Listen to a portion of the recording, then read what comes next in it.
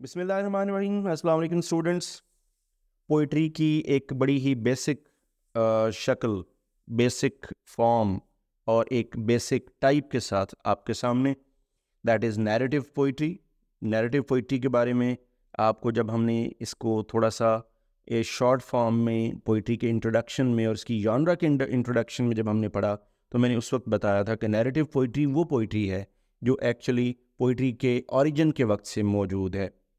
और जब से अगर हम इसको ट्रेस करें इसकी हिस्ट्री, तो ग्रीक पीरियड में जब होमर और वर्जिल के दौर में जब पोइट्री लिखी जा रही थी, तो सबसे पहले जो पोइट्री की शक्ल सामने आई that was narrative poetry. Narrative poetry अगर इतनी बेसिक है, इतनी एंशंट है, इतनी इसका ओरिजिन पुराना है, तो चलिए देखते हैं कि एक्चुअली ये किस टाइप की पोइट्री है। सबसे पहली बात तो ये कि ये it's a type of poetry that tells a story complete with characters, a plot and a setting. पहली बात तो ये कि ये एक ऐसी टाइप की पोइट्री है जिसमें हम एक स्टोरी टेलिंग कर रहे हैं, हम कहानी सुना रहे हैं।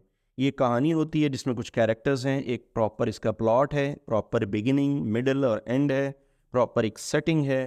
एंशंट दौर में या एंशंट पीरियड में गॉड्स गॉडेसेस की, वॉरियर्स की कहानियों को अमूमन पोइट्री की शक्ल में बड़ा एग्जैजरेटेड फॉर्म में बयान किया जाता था, तो उस वक्त ये नैरेटिव पोइट्री अपने वजूद में आई।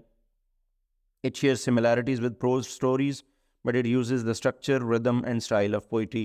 इसमें और प्रोज की स्टोरीज में फ़र्क ये है कि दोनों की स्टोरीज सेम होती हैं, लैंग्वेज भी सिमिलर होगी, लेकिन दोनों में फ़र्क क्या है? स्ट्रक्चर का, यानी ये पोइटिक शक्ल में होती है, इसमें रिदम है, और इसमें स्टाइल है। जो इसके स्टाइलिस्टिक फीचर्स हैं वो पोइट्री वाले हैं। तीसरी चीज़ है कि narrative points can vary in length from shorter ballads to long epics, and they often recount legends, historical events और पर्सनल टेल्स। जैसे मैंने बताया, ये दो तरह की हो सकती है, बहुत लेंथी भी हो सकती है, जैसे आपने पैराडाइज लॉस्ट देखी है, होमर की वर्जिल, और इसी तरह एनीड आपने देखी हो।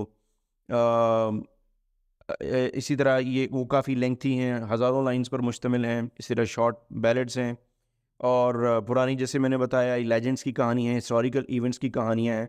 तो ये दो तरह की पोइट्री हो सकती है, लॉन्ग भी हो सकती है, शॉर्ट भी हो सकती है।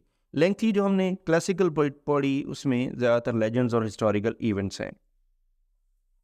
अगर हम इसकी कैरेक्टरिस्टिक्स पे हैं, तो सबसे पहली चीज़ है कि जो चीज़ इसकी समझने वाली, that is plot. Just like tragedy, इसका भी प्लॉट बहुत ज़रूरी है। Narrative points follow a story line with a beginning, middle and and. इसकी एक प्रॉपर बिगिनिंग है, मिडल और एंड है, which might include conflict, climax and resolution. Just like tragedy, इसमें एक कॉन्फ्लिक्ट पैदा होती है, स्टोरी स्टार्ट होती है, फिर एक कॉन्फ्लिक्ट है, कॉन्फ्लिक्ट अपनी राइज तक जाती है, क्लाइमैक्स तक जाती है, और क्लाइमैक्स के बाद फिर उसको रेजोल्यूशन तक जाना होता है, वो रिजॉल्व होती है। प्रॉपर एक चेन ऑफ इवेंट्स है। प्लॉट का मतलब है चेन ऑफ इवेंट्स, जो कि, और उनमें से अगर कोई भी चेन अगर आपकी मिस हो जाए, कोई भी इवेंट मिस हो जाए, तो आपकी कहानी का जो कंसिस्टेंसी है, जो तसलसल है, वो टूट जाता है। कैरेक्टर्स हैं जिसमें these poems often include characters who take part in story, bringing the narrative to life.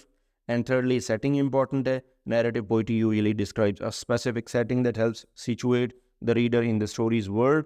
और ये एक प्रॉपर सेटिंग का मतलब इसकी एक ख़ास जगह, प्लेस, जहाँ पर ये कहानी चल रही होती है, एक मुल्क, एक उसकी सीनरी, एक उसका जो जोग्राफी है, या उसका एक ख़ास इन्वायरमेंट है। इसी तरह रिदम और स्ट्रक्चर होता है इसमें। While some narrative poems have a formal rhyme and meter, कुछ ऐसे भी हैं other, especially modern narrative poems में be written in free verse, कुछ फ्री वर्स में भी हैं, लेकिन ज़्यादातर जो है ये फॉर्मल राइम स्कीम और मीटर में लिखी जाती हैं। इसमें प्रॉपर रिदम और एक स्ट्रक्चर इसका मौजूद होता है। Next is emphasis on story telling. ये तो बहुत बेसिक हो गया। The main focus of narrative poetry story telling, and it uses poetic language and techniques to enhance the story's emotional and sensory impact.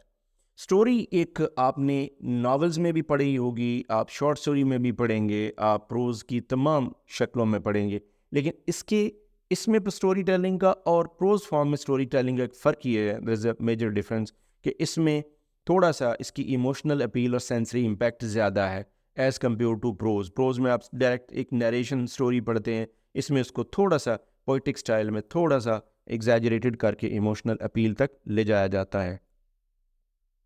फिर हम आ जाते हैं टाइप्स पे। सबसे मशहूर टाइप, सबसे basic, that is epic, a long heroic narrative poem often detailing the deeds of a legendary or historical hero. Examples बहुत सारी हैं। होमर की ओडिसी है, tells the story of Odysseus journey home after the Trojan war, बड़ी मशहूर book है। इसी तरह वर्जिल की एनीड है। इसी तरह chronicles, it chronicles the journey of Aeneas a hero of Troy as he seeks to establish a new city. तो होमर और वर्जिल की ये जो दो बड़ी एपिक हैं जिसका मैंने शुरू में भी हवाला दिया, ये एक क्लासिक का दर्जा रखती हैं एपिक को समझने के लिए।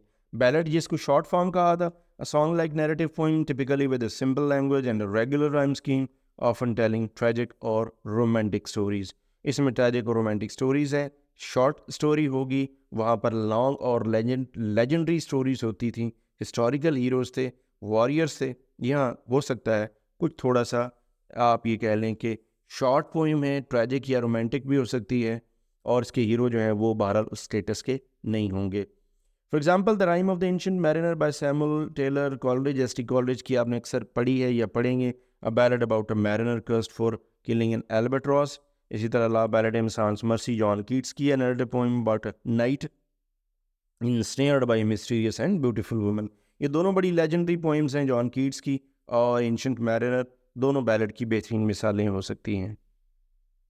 इसी तरह आइडल या पेस्टोरल है, a narrative poem that idealises rural life and landscapes. अच्छा, आप जब पोइट्री की टाइप्स भी पढ़ेंगे तो आपको पेस्टोरल पोइट्री एक बहुत बड़ी टाइप के तौर पे नज़र आएगी, और पेस्टोरल पोइट्री में ही है एक जो टाइप है, यानी pastoral poetry basically narrative poetry की मिसाल है, और इसमें आपको बहुत ज़्यादा पोइट्री की जो है वो उसकी क्वांटिटी नज़र आएगी। जैसे आइडल्स ऑफ द किंग है by Alfred Lord Tennyson, a series of poems about the legends of King Arthur. लेकिन ये पेस्टोरल पोइट्री है, रूरल सीनरी है, रूरल लाइफ है, उसका लैंडस्केप है, उसकी लैंग्वेज है, उसका कल्चर है, उसका ख़ास एक्सेंट है, डायलॉग है। तो ये एक प्रॉपर लाइफ है जो आइडियल एक पेस्टोरल लाइफ को रिप्रेजेंट करती है ये टाइप। अगर हम एग्जांपल्स पे जाएं नैरेटिव पोइट्री में, तो जेफरी चासर की कैंटरबरी टेल्स सबसे बड़ी मिसाल है। Prologue to the Canterbury Tales, a collection of stories told by different characters on a pilgrimage, each presenting a unique narrative with themes ranging from humor to morality। तो बड़ी एक आप कह लें एक मास्टरपीस है कैंटरबरी टेल्स, आप अभी तक पढ़ चुके होंगे। एडगर एलन पो की पोइम है the Raven. While shorter on an epic, this narrative poem tells the eerie story of a man's encounter with a talking raven, expressing the themes of loss and despair। ये भी एक story है, short story है।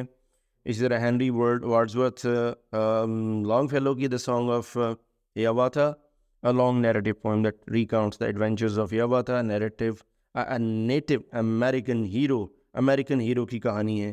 तो ये तीन एक बड़ी एक आप कह लें कि बेसिक मिसालें हैं नैरेटिव पोइट्री की।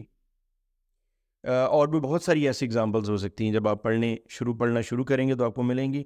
इन शॉर्ट हम ये कंक्लूड कर सकते हैं, we can conclude that narrative poetry blends the structure of story telling with the artistic elements of poetry, creating a rich, immersive experience for readers, and by drawing on poetic devices like rhythm, metaphor, and vivid imagery, narrative poems convey stories that are both engaging and emotionally resonant।